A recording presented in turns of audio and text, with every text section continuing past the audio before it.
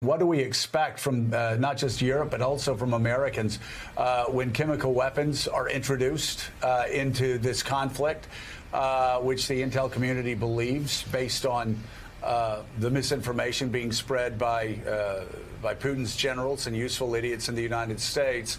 What happens if chemical weapons are introduced, or if we're seeing Kyiv turned into Aleppo or Grozny? I still find it hard to imagine we're going to get directly involved on the ground inside Ukraine. To me, there's a fundamental difference, as abhorrent as that would be, between that and attacking a NATO country. But what we need to do is, one, try to deter it as best we can. That's where possibly China could come in. I expect that'll come up in the talks there. And also to tell the Russians what price they would pay. I would think, Joe, another option would be using something like cyber to take out a big chunk of the Russian economy, say to target the military, the energy sector. We're not going to fight chemical with chemical, obviously. So if it is used, my instincts would be the administration would still try to retaliate against Russia itself using other means other than military.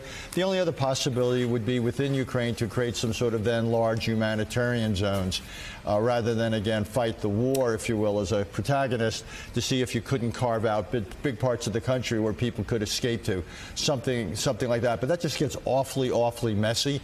It happened in the aftermath of the Iraq War. And by the way, one other thing, and I don't like saying this, there are other times where people have used chemical weapons and gotten away with it, obviously in Syria. And I think what's important here is that we strengthen the norm that if we can't stop the Russians from using it, Russia itself has to pay an enormous price for that. The Russian leadership has to, because we not only want to stop them from using it again, but we do not want the idea to gain momentum in the world that you can use these weapons of mass destruction with impunity.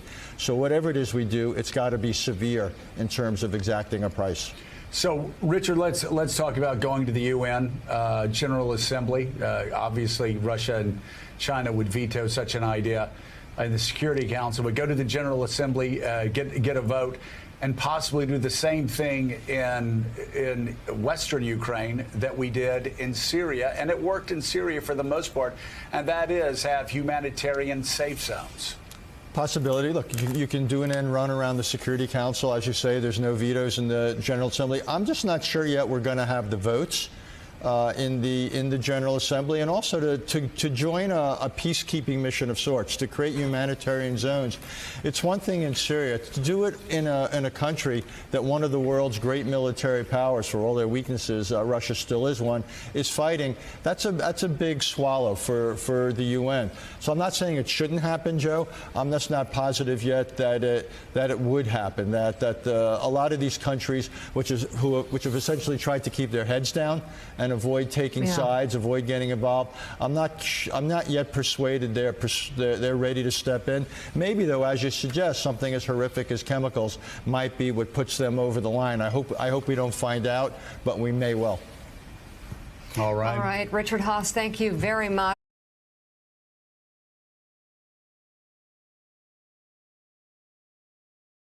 Hey, thanks so much for watching our YouTube channel. You can follow up on today's top stories and breaking news, or catch up on your favorite MSNBC shows all in one place. Download the NBC News app today.